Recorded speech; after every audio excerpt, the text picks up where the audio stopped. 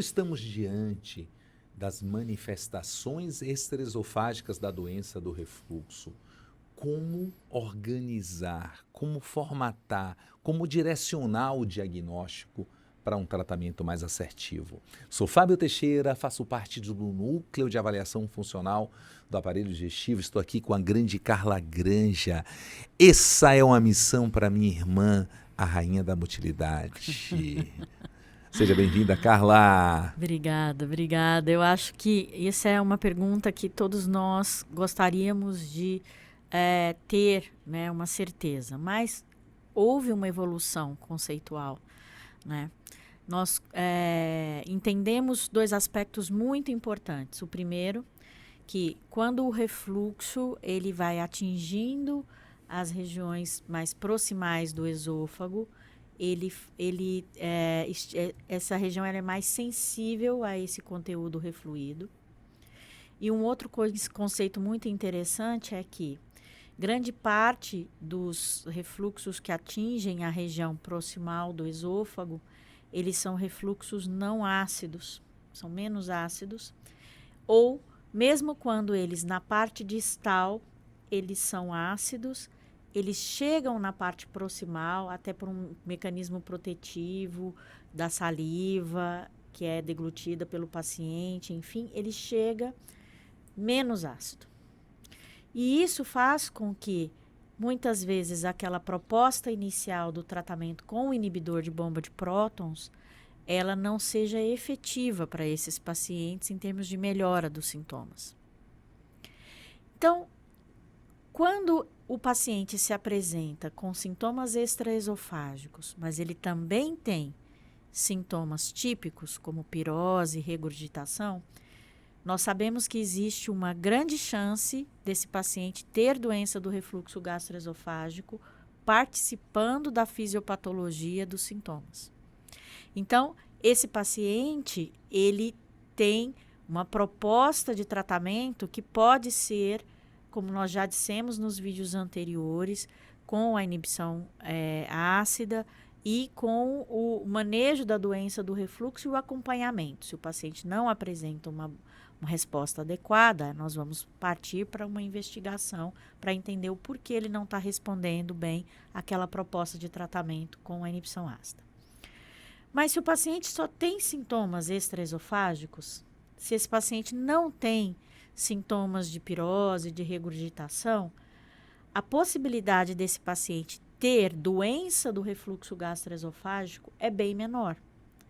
Ele até pode ter um refluxo fisiológico que atinge a região da laringe e é suficiente para desencadear um arco reflexo de irritabilidade daquela região, de persistência dos sintomas, porque o paciente, por exemplo, ele tem um pigarro, irrita, e aí aquilo vai se reproduzindo, a percepção do paciente vai aumentando, a hipervigilância com relação àquilo, a preocupação com relação àquilo, a sensibilidade, e esse paciente então passa a ter um sintoma extremamente incomodativo, mas que não tem uma relação específica com a doença do refluxo gastroesofágico. Ele não tem uma exposição ao conteúdo refluído aumentado.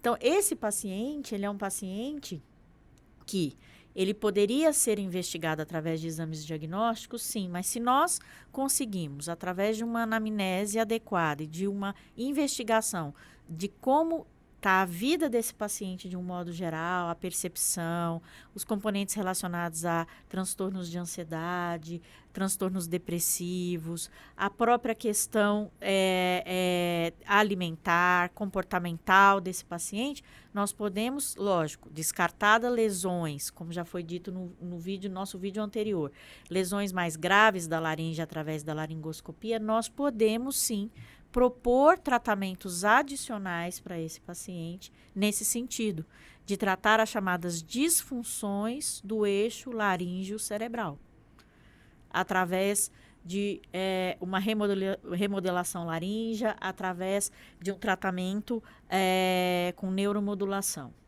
E aí sim, se esse paciente abordado desta forma, muitas vezes não responde ainda a esse tratamento, assim, esse paciente que gira em torno de mais ou menos 25% dos pacientes, ele tem uma indicação de realizar um exame mais específico. E aí, o exame mais específico para compreender melhor se ele ainda não tem o diagnóstico conclusivo de doença do refluxo seria uma impedância pH-metria sem o uso do inibidor de bomba de prótons.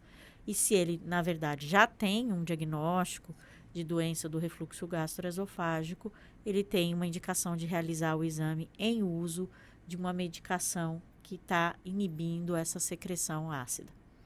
Então, é isso, é a forma como nós raciocinamos hoje em dia, uma forma mais focada na história clínica, no acompanhamento, na anamnese desse paciente e aí a indicação dos exames em situações específicas. Isso, Carla, é fabuloso, porque talvez nós estamos passando por uma mudança de paradigma nos últimos anos com a manifestação extraesofágica da doença do refluxo. Primeiro, valorizando adequadamente o sintoma, porque esse nosso paciente ele passa a ter muito mais uma atividade neurosensorial, muito mais uma percepção, uma alteração cognitiva frente a um sintoma. Quando nós temos todas essas compreensões, passamos a observar que o inibidor da bomba de próton é suficiente para uma abordagem de bloqueio ácido. Mas a compreensão de nós médicos, de como tratar o paciente, de como colocar cada fenótipo sintomático, cada fenótipo psicológico com uma determinada droga para que esse paciente passe a ter uma melhora da qualidade de vida, a gente passa a mudar a história de vida. Quantos e quantos pacientes que chegam com tosse crônica, com odinofagia, com globos, e nós só fazemos colocar medicação, supressão ácida, inibidor da bomba de próton, ou até tentar trocar por uma droga mais moderna, como o PICAP, sem uma evidência clínica de uma necessidade. O que nós chamamos a atenção é para que o colega se volte, se debruce para estudar como esse paciente está se passando e como nós vamos aplicar determinada droga. Vamos falar um pouco mais lá na frente sobre neuromoduladores e a gente convida vocês a fazer parte dessa paixão que é a Neurogastro. E isso que nós vamos fazer, distribuindo esse canal para muitos e muitos colegas, dando like, fazendo com que nós alcançamos cada vez mais um outro universo. A Rede NAFAD, Centros de Motilidade de todo o Brasil, unidos frente a uma nova Neurogastro brasileira. Um forte abraço.